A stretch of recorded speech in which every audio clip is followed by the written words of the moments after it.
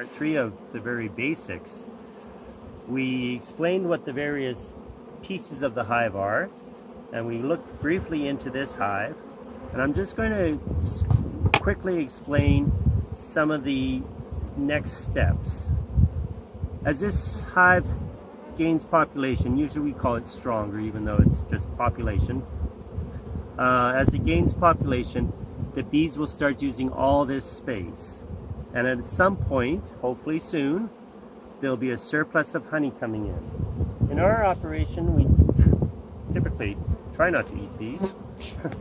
In our operation, we use queen excluders. Not everybody does, and you don't have to either. In this yard, we'd be using singles, which is just one brood box. But what you can do, and what sometimes is recommended, instead of leaving the queen in one brood box, you give her a second one so that she has more room to lay in. But we're going to be running this as a single. So once they get up in population and there's some kind of honey flow on, we place a queen excluder on top, which has small little holes that the bees can walk through, but the queen can't. After the queen excluder, we start putting on honey supers. Once again, very similar to what we just looked at. Empty honey supers. We might stack 3, we might stack 5 on, depending on the flow and on the strength of the hive.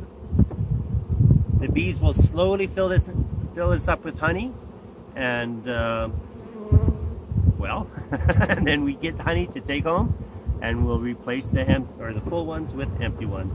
The lid would go back on. The queen is still confined down in the bottom, so all the brood's going to be down there. When we go to take this honey home, we won't have to deal with the brood or worry about getting the queen up in the top box.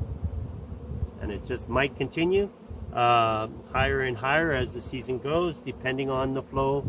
In our operation, typically we put at least 3 on at a time, unless of course it's the tail end of the season, and then we start winding it down.